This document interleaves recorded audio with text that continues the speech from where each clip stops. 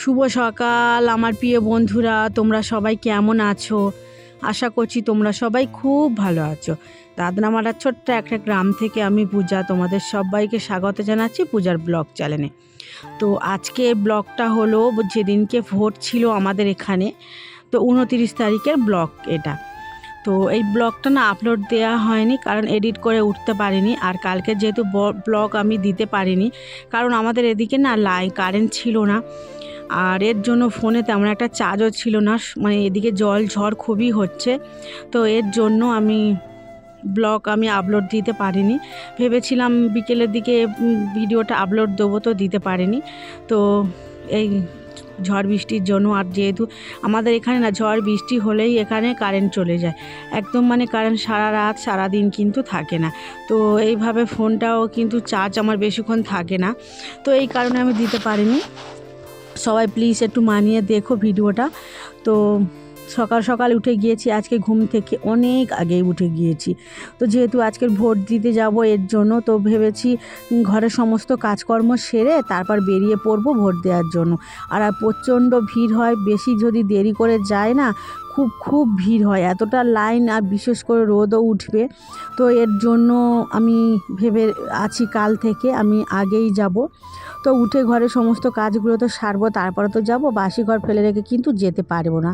তো শাশুড়িমা বাড়ি এসেছিলো, শাশুড়িমা চলে গিয়েছে, মানে 7টা বাজেনি, মানে 6টার মধ্যে বেরিয়ে চলে গিয়েছে। এখন 6টা মতো বাজে, ভেবেছি 7টার দিকে চলে যাব। আর রাজস্বীও ঘুমাচ্ছে, এখনও ওঠেনি। রাজস্বীকে আমার মায়ের কাছে রেখে যাব, মা বেলার দিকে যাবে, বোন আছে, বোনের কাছে থাকবে। আর এই দেখো দিদি শাশুড়িও চলে এসছে ভোট দিতে যাওয়ার জন্য। তো দিদি শাশুড়ি গিয়েছিল মেয়ের বাড়িতে, উনিও আগের দিনকে চলে এসছে ভোট দিতে যাবে বলে। এখানে দেখো আমি ঝাঁট দিয়ে নিচ্ছি পরিষ্কার করে, যেহেতু কালকেরও প্রচণ্ড ঝড় হয়েছিল। আর ঝড় হলেই না প্রচণ্ড মানে নোংরা ধুলো বালি একদম, মানে গাছের পাতা পড়ে কিন্তু ভর্তি হয়ে যায়। তো চারিদিকটা, আর এই দিকে দেখো কেমন একটা জঙ্গল মতো, তো এটিটা পরিষ্কার করে দিয়েছে বরমশাই।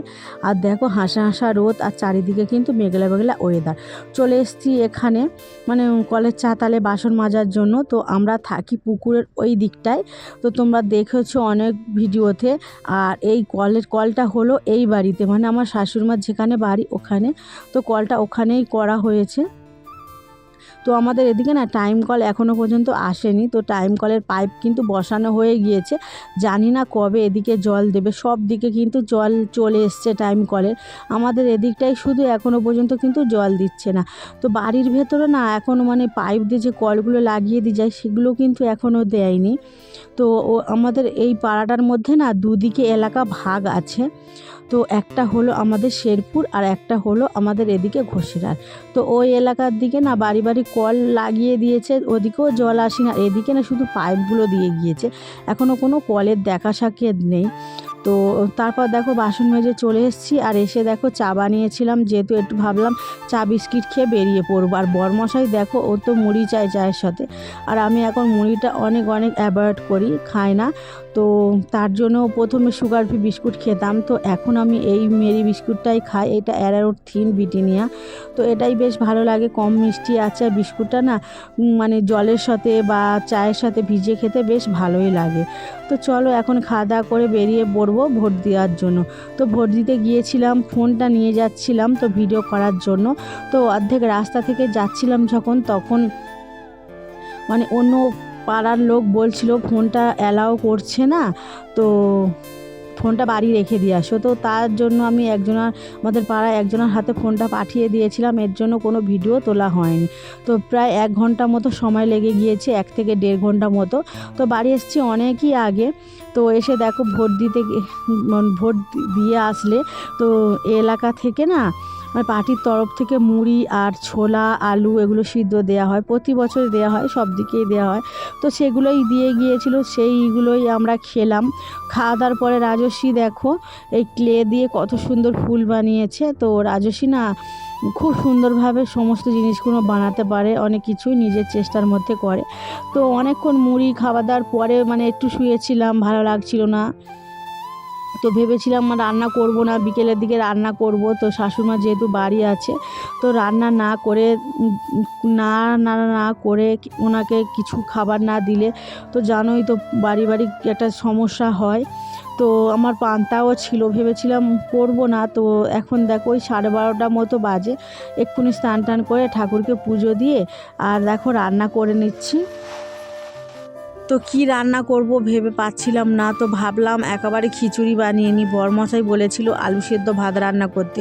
তো দেখো মেয়েটাও আলু সিদ্ধ ভাত খেতে চায় না, আর শাশুড়িমা তো যেহেতু আলু সিদ্ধ ভাত একদমই খাবে না, তার থেকে বরং খিচুড়ি বানায়।